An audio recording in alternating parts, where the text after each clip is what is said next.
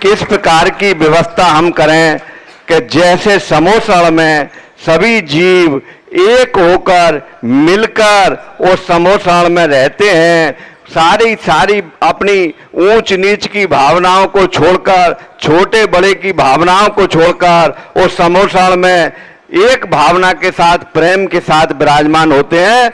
इस प्रकार से हमें ये चातुर्मास सफल किस प्रकार से बनाएं, कृपया मार्गदर्शन देने का कष्ट करें।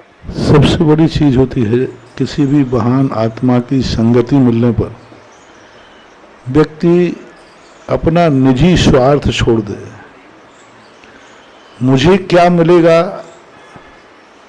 ये भाव छोड़ करके हम इस चतुर्मास में क्या कर सकेंगे ये भाव आना चाहिए।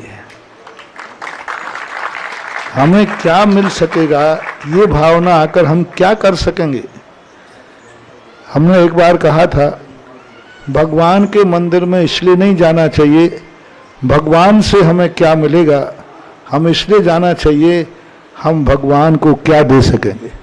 भगवान मेरे काम में क्या आएगा ये सोचने की अपेक्षा सोचना चाहिए मैं भगवान के किस काम आ सकता हूँ। इतनी तो अंतर है। व्यक्ति यूज कर रहा है सब व्यक्ति वस्तु के लिए। मैंने अभी कहा था ना कि एक व्यक्ति गमले में पेड़ लगाता है, उसका भाव रहता है इस पेड़ से मुझे क्या मिलेगा, पत्ते मिलेंगे, फल फूल मिलेंगे, तो उससे हमें कुछ भी मिलने वाला नहीं है। हमारे लिए हिंसा का दोष लगता है, शोषण है। इस पेड़ से हमें क्या मिलेगा। अब उसी पेड़ से आप थोड़ी सी भावना करेंगे इस पेड़ को हम क्या दे सकेंगे जिससे हरा भरा रहे। मैं क्या कर सकता हूं इस पेड़ को कि जो हरा भरा रहे। हनुमान की भक्ति क्यों चमत्कृत हो गई, भगवान से ज्यादा ताकत हनुमान में है। क्यों? भगवान का पत्थर डूब गया, हनुमान का पत्थर तैर गया। मात्र एक काम में हनुमान ने अपनी जिंदगी में कभी ये नहीं सोचा श्री राम मेरे लिए किस काम में आएंगे, सदा एक ही सोचते रहे मैं श्री राम के कितने काम आऊंगा, मैं क्या कर सकता हूं। हर व्यक्ति जहां स्वार्थ आ जाता है मुझे क्या मिलेगा, मुझे कमेटी में तो लेंगे कि नहीं लेंगे, मुझे मूल में रहेंगे कि नहीं लेंगे, हमें माइक मिलेगा कि नहीं मिलेगा, महाराज हमारे कॉलोनी में आएंगे कि नहीं आएंगे, महाराज हमारे मंदिर में आएंगे कि नहीं आएंगे, और महाराज नहीं आए तो फिर कट्टी है ना। बच्चों जैसा खेल हो गया। क्या तमाशा मचा रखा, बच्चों जैसा खेल हो गया। महाराज आओ तो फिर घनी करोड़े मनोहार, और नहीं आए तो महाराज फिर कट्टी। 4 महीने ना हम तुम्हारे पास आएंगे और हमें कोई मतलब नहीं। यानी ये जो स्वार्थ बुद्धि होती है, मेरी कॉलोनी में आओ, मेरे मंदिर में आओ, मेरे लिए क्या लाभ मिलेगा, मुझे पद मिलेगा कि नहीं, मेरे लिए पूंछ होगी कि नहीं, बस ये जो सोच है इससे सब कुछ तुम खो देते हो, सब कुछ खो देते हो।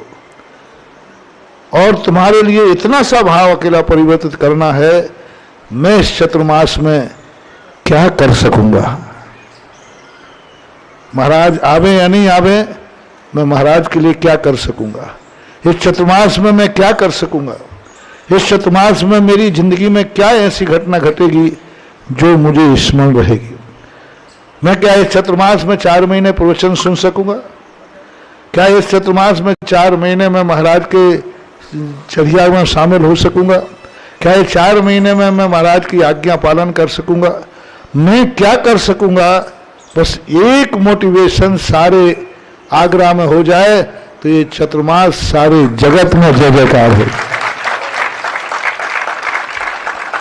एक व्यक्ति ने कहा, कहीं दूसरे यहाँ की बात है, यहाँ की नहीं, कि महाराज आप हमारे कॉलोनी में चतुर्मास कर लीजिए, फिर देखो आप सेवा क्या होती है, फिर देखो सेवा क्या होती है।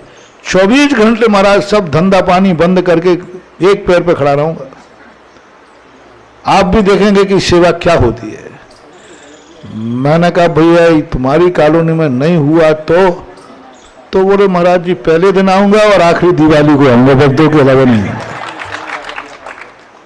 तो मैंने कहा भैया तुझसे मेरे से कोई लेना देना नहीं है, तुझे जो कुछ भी समर्पण है अपनी कॉलोनी के लिए है, महाराज को कोई समर्पण नहीं है।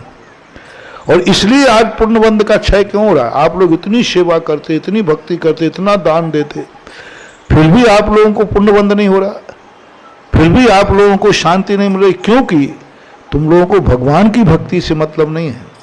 तुम लोगों को मतलब है कि मेरा मोहल्ला, तुम्हें मतलब है कि मेरे मोहल्ले में महाराज हो। इसलिए सारा का सारा पुण्य तुम्हें यह सोचना चाहिए, महाराज कहीं भी हो, जहां मैं रहूं वहां महाराज नहीं, जहां महाराज रहेंगे वहां मैं रहूंगा। बड़ पुण्य का भंडार है। जहां महाराज रहेंगे वहां मुझे रहना है, जहां मैं रहूं वहां महाराज से हमें कोई ताल्लुक नहीं है।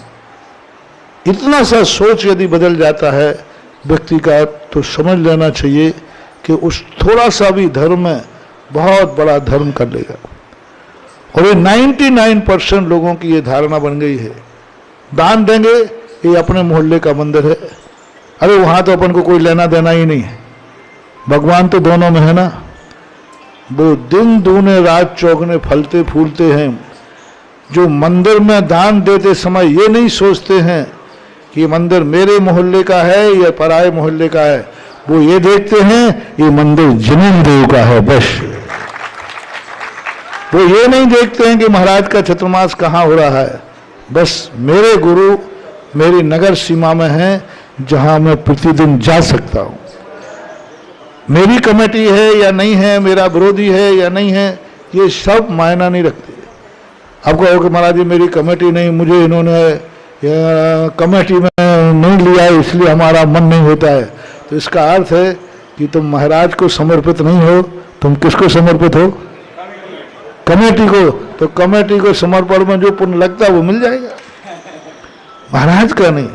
इतना विस्तार से रूप हो जाए तो फिर चतुर्मास तो क्या, देवताओं को भी एक बार आना पड़ेगा कि मैं चतुर्मास देखने जाऊं।